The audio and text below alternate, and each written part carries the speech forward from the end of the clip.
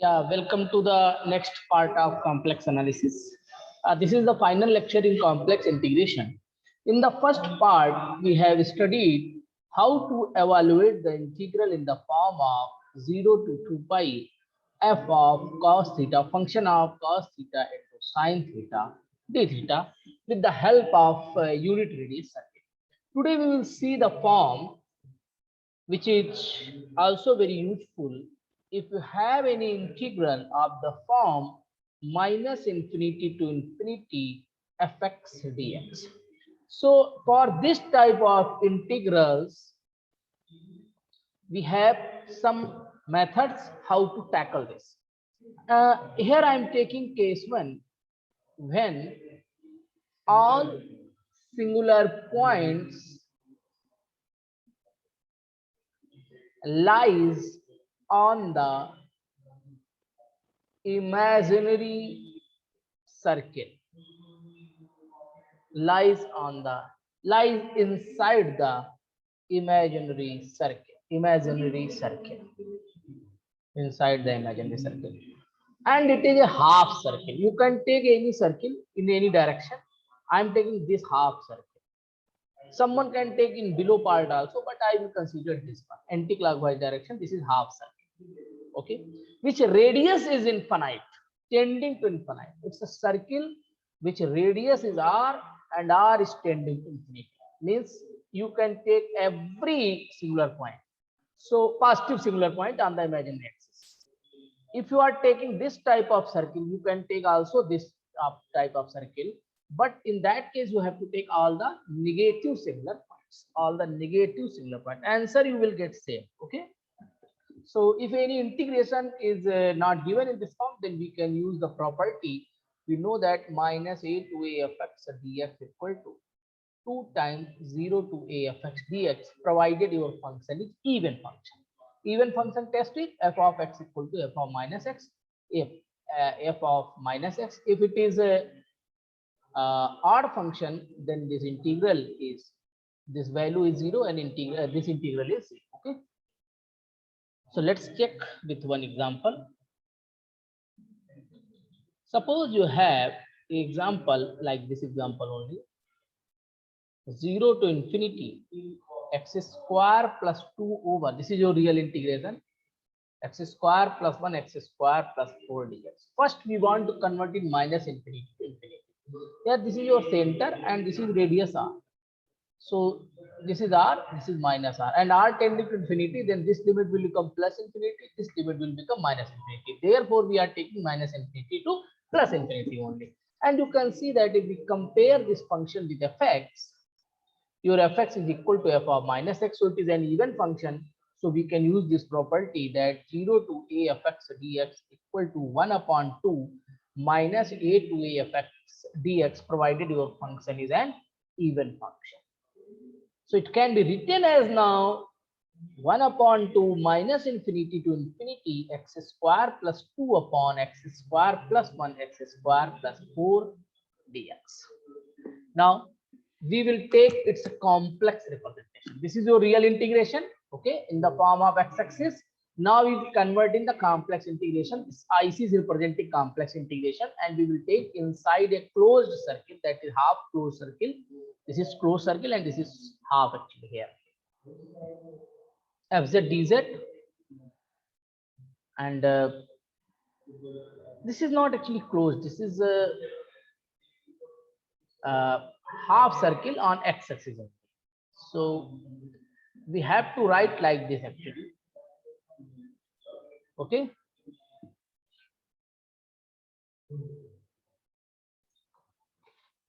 yeah, it is, it should not be closed integration. It's a wrong representation. It is simple integration, not ghost sign. It is 1 upon 2 along integration c, and this is equal to z square plus 2 upon z square plus 1 z square plus 4 dz. Now your fz has singular point. Where fz is not defined, where denominator is 0, so z equal to plus minus I plus minus 2i. So we will take a half circle. Okay, half circle like this.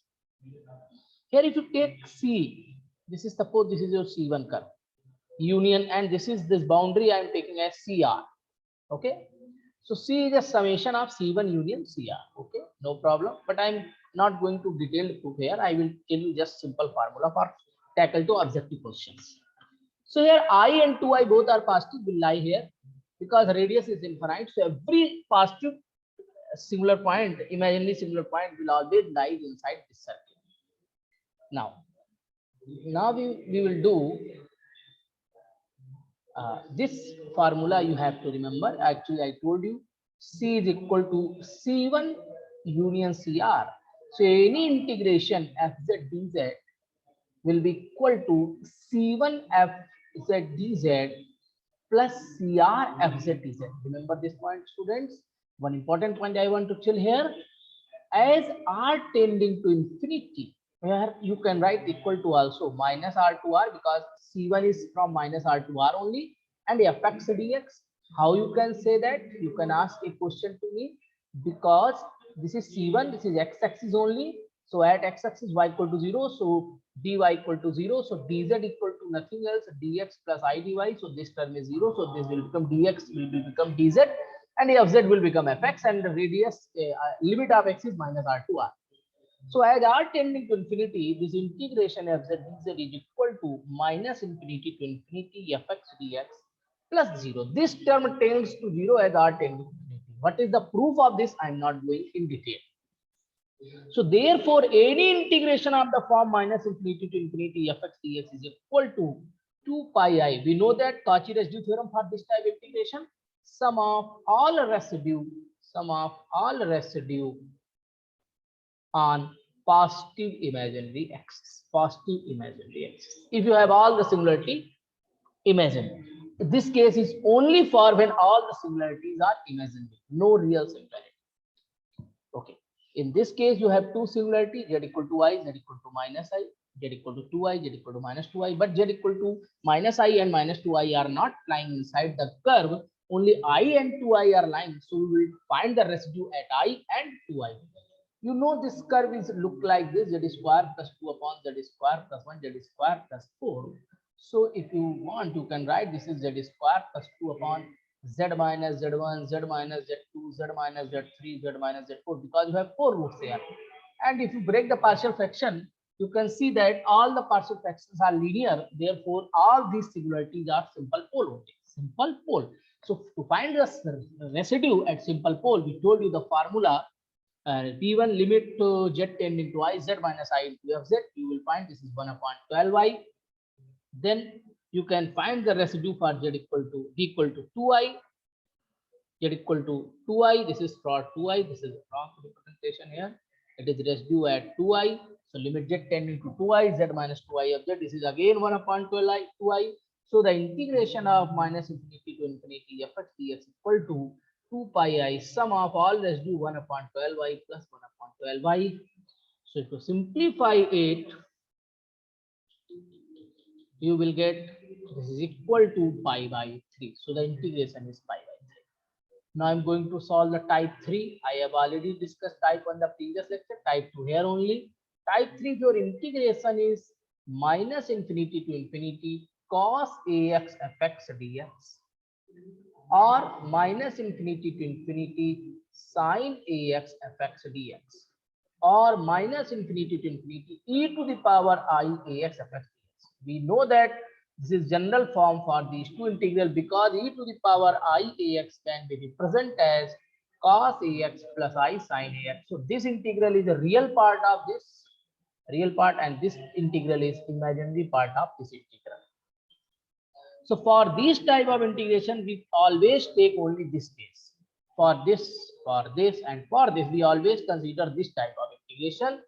In complex integration, e to the power I az fz dz. Now we know that reason is very simple. I already told you. This is the way, and you can use type 2 method, type 2 way. I already told you, if you have similarity on imaginary axis, you can simply solve like previous example. Now, if you have singularity on both axes, this is the most important result, and this is the main result of this integrals result. If singularities on both axes, real axis and imaginary axis. So take, this is your integration fz dz, and consider there are 6 singularities. The point are where function is not defined: z1, z2, z3, z4, z5, z6. Suppose this is on positive imaginary axis. Okay, these are on real axis, and this is on negative imaginary axis. Real axis means positive, negative both are included. Negative we will not consider, so we are interested in only 4 now. So if you draw the picture here, suppose this is z1, z2 on positive imaginary axis and z3, z4 on real imaginary axis, real axis. Then how you find this integral? Your C equal to now C1 union CR. So here C1 is actually breaking at many points. Z3 is a singular point and Z4 is a singular point. And I told you for any singular point, you have to add 2 pi I into the residue. So this integral is actually equal to fz dz. I told you 2 pi I sum of all residue on positive imaginary axis. Okay. Now, what about these real points? The formula is very easy. Plus pi I sum of all residue on real axis.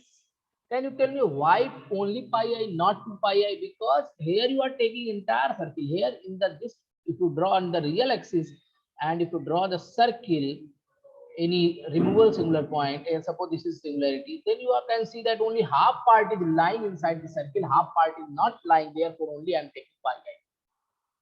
So this formula you can remember. This is for all. And along this integration, CR fz dz always tends to 0 in your syllabus. Not always, but in your syllabus, all these questions are tending to 0. So suppose you have a integration, like we have some example 2, 3, 4. I'm going to solve one integration for you. This is a very important problem. 0 to infinity sine ax upon x, x square plus b square. First, we will try to convert in minus infinity to infinity. Suppose this is your function fx, and we know that fx is equal to f of minus x, so it is an even function. We can write minus infinity to infinity 1 by 2 fx dx. So 1 by 2 sine ax upon x, x square plus b square. Okay. Now, sine ax, we know how to tackle it. We have to take e to the power I ax, because e to the power I ax is equal to cos ax plus I sine ax. And sine ax is nothing else. It is imaginary part of e to the power I ax. So you can write imaginary part minus infinity to infinity e to the power I ax upon 2x, x square plus b square d square. Now we will convert in the complex form. So e to the power I az upon 2z, z square plus b square. Don't close it. It is a simple integration. Now see the singularity where fz is not defined. So singular point where fz is not defined is 0, bi minus bi, and it is given that b is greater than 0. It means bi is lying on positive imaginary axis and minus bi is lying on negative imaginary axis. So minus bi is not useful here, bi is useful, and 0 is also lying here. So you have two singular points, 0 and bi. The simple integration is minus infinity to infinity fx dx is 2 pi I residue at z equal to bi plus pi I residue at z equal to 0, because these are only singular points. All are the poles because you can break in linear factors, and degree 1 is also there. So now if you see, so residue at z equal to 0, it is 1 upon 2b square. Residue at z equal to bi, it is equal to e to the power I is z upon z square plus b square, and if you apply the limit, it will e to the power minus ab upon minus 4b square. 2 pi I, put the value of the residue here, and this is your integration. But the problem is this is entire integration, but you want only imaginary part. So imaginary part, you collect the imaginary part of this integration, that will give you the integration. So imaginary part means coefficient of I, and this is the coefficient of I. So this is the value of the integration. We have to take imaginary part. If this integration is for cos ax, means real part, then the value of the integral is 0. Okay. So this is the ending of the complex integration module. Okay. Thank you.